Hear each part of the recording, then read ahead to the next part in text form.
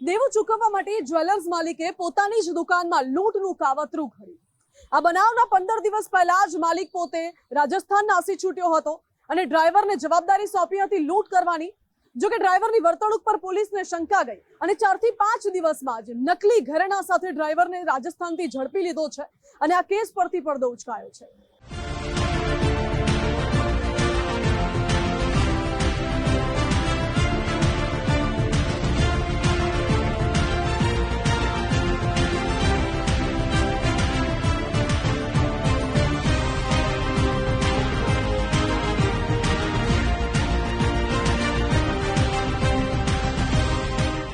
Diamond નગરી સુરતના Dindoli Karadva road પર 26 ફેબ્રુઆરીએ સરા જાહેર ભર બપોરે લૂંટની ઘટનાથી દહેશત મચી।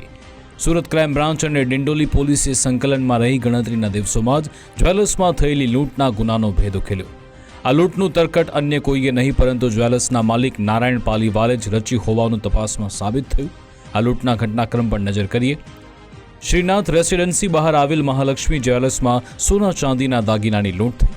એક બુકાનીધારી શખ્સ ચાંદીની 22 મૂર્તિ અને સોનાની 24 જોડી બુટ્ટીઓ સહિતની ચીજ વસ્તુઓની લૂંટ આચરી ફરાર થયો હતો।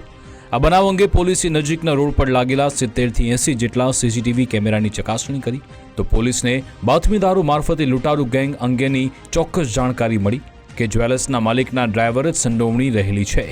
આ લૂંટારૂ જીતેન્દ્ર ડાંગી ગુજરાત રાજસ્થાનની સરહદ નજીક આવેલ એક હોટલમાં છુપાયેલો છે। આ બાતમીના આધારે પોલીસે રેડ કરી ડ્રાઈવર જીતેન્દ્ર ડાંગીને ઝડપી લીધો તો સ્થળ પરથી મળેલ લૂંટના મુદ્દામાલની ચકાસણી કરાતા લૂંટાયેલા સોનાના ઘરેણા નકલી હોવાનું સાબિત થયું। પોલીસ પૂછપરછમાં જ્વેલર્સના માલિક નારાયણ પાલીવાલે જ લૂંટ કરાવ્યાનું ખુલ્યું। આ લૂંટ પોલીસને સાચી લાગી તે માટે માલિક નારાયણ પાલીવાલે જ નકલી ઘરેણા રખાવ્યા હતા। જ્વેલરના માલિકે લૂંટ કેવી રીતે આચરવાની, સીસીટીવીમાં ચહેરો ન છુપાય તે સાવચેતી રાખવાની અને લૂંટ બાદ ભાગવાની પણ તમામ વ્યવસ્થા પહેલાથી જ ગોઠવી હતી। જ્વેલર્સના માલિકે તેના ડ્રાઈવર જીતેન્દ્ર ડાંગીને 5 લાખ રૂપિયાને વતનમાં ઘર બનાવી આપવાની લાલચ આપી હતી। મહાલક્ષ્મી જ્વેલર્સના માલિક નારાયણ પાલીવાલને ધંધામાં દેવું થતાં લેણદારોના ત્રાસથી પરેશાન હતો। આ સંકટમાંથી બચવા તેણે જ ડ્રાઈવરને સાથે રાખી લૂંટનું રચેલું કાવતરું થોડા દિવસોમાં નિષ્ફળ રહ્યું। સ્થાનિક પોલીસ દ્વારા લગભગ 70 થી 80 અલગ અલગ રૂટ ઉપર સીસીટીવી કેમેરા ચેક કરવામાં આવેલા હતા। જે જૂના બાતમીદારો અને આ લૂંટનામાં અગાઉ જે આ પ્રકારના મોડસ ઓપરેન્ડીમાં સંડોવાયેલા આરોપીઓ છે એને પણ ટ્રેક કરવામાં આવેલા। તો આ દરમિયાન ડિંડોલી પોલીસ સ્ટેશનના ડિસ્ટાફમાં ફરજ બજાવતા પોલીસ સબ ઇન્સ્પેક્ટર શ્રી મસાણીને એમના અંગત બાતમીદારથી બાતમી મળેલી હતી કે આ મહાલક્ષ્મી જ્વેલર્સનો માલિક એટલે કે નારાયણ શંકર પાલીવાલ એને ઘણા સમયથી દેવું થઈ ગયેલું હતું અને એ દેવાના કારણે ઘણા બધા લોકો એના પાસે પૈસાની ઉઘરાણી કરવા આવતા હતા, જેથી આ માલિકે જ આખું જે કાવતરું ઘડેલું હતું અને આ કાવતરામાં એના જે ડ્રાઈવર જે આ ગુનાનો જે આરોપી છે કે જેણે લૂંટ કરેલી છે એનું નામ છે જીતેન્દ્ર કુમાર ઉર્ફે કિશોર વગતરામ ડાંગી, એની સાથે મળી અને આખો પ્લાન ઘડેલો હતો। મહાલક્ષ્મી જ્વેલર્સમાં 18 વર્ષથી સેલ્સમેન તરીકે કામ કરતા ફરિયાદી માલિક 15 દિવસથી વતન ગયા હોવાનું પોલીસ પ્રાથમિક પૂછપરછમાં જણાવ્યું હતું। તો જ્વેલર્સમાં લાગેલા સીસીટીવી અનુસાર કાળા કલરના કપડાં અને માસ્ક પહેરી ધારદાર સળિયા સાથે આવેલ શખ્સ ડરાવીને ડિસ્પ્લે અને શોરૂમ પાછળના લોકરમાંથી ચોરી કરી।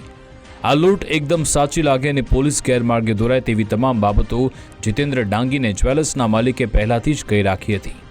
માલિક અને જે લૂંટ કરવા આવેલો હતો જીતેન્દ્ર કુમાર વગતરામ ડાંગી એ બંને રાજસ્થાનમાં એક જગ્યાએ સ્પેસિફિક બીછીવાડાની આસપાસ કોઈ હોટલમાં રોકાયેલા છે।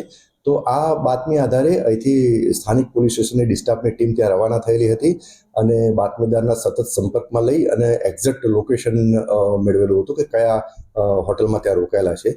ત્યાં હોટલમાંથી હાલમાં જે લૂંટ કરવાવાળો જે આરોપી જે છે જીતેન્દ્ર કુમાર ઉર્ફે કિશોર વગતરામ ડાંગી ત્યાં મળી આવેલ હતો અને તેના વર્ણનના આધારે એને પકડી પાડવામાં આવેલો હતો। એની પ્રાથમિક પૂછપરછ કરવામાં આવેલી હતી તો એને ગુનાની કબૂલાત કરેલી હતી અને એની પાસેથી લૂંટમાં ગયેલો મુદ્દામાલ પણ મળી આવેલો હતો, જેથી સ્થાનિક પોલીસ સ્ટેશનની ટીમ ત્યાંથી લઈ અને ડિંડોલી આવી અને ત્યાંથી એની વિગતવાર પૂછપરછ કરવામાં આવી। વિગતવાર પૂછપરછમાં એણે એવું કબૂલ કર્યું કે એ અને એના માલિક બંને ભેગા મળી અને એકબીજાના મેળાપીપણામાં આ ગુનાને અંજામ આપેલો છે। ડિંડોલી પોલીસ સ્ટેશનના પીએસઆઈને જ્વેલર્સ માલિક નારાયણ પાલીવાલ દેવામાં ડૂબ્યો હોવાની અને લોકો વારંવાર ઉઘરાણી કરવા આવતા હોવાની પણ જાણકારી મળી હતી. આ શંકાના આધારે પોલીસે દુકાન અને આસપાસમાં લાગેલ સીસીટીવી ચેક કરતા લૂંટારૂનું વર્તન પણ શંકાસ્પદ લાગ્યું, જેના આધારે માલિક જ લૂંટનો માસ્ટર માઇન્ડ હોવાનું સ્પષ્ટ થયું. લાખોના સોના ચાંદીના દાગીનાની લૂંટનું તરકટ રચનાર ફરાર જ્વેલર્સ માલિક નારાયણ પાલીવાલને ઝડપી પાડવા ડિંડોલી પોલીસે શોધખોળ હાથ ધરી છે. કેમેરામેન વિરલ વ્યાસ સાથે રાકેશ બ્રહ્મભટ્ટ, ગુજરાત ફર્સ્ટ, સુરત.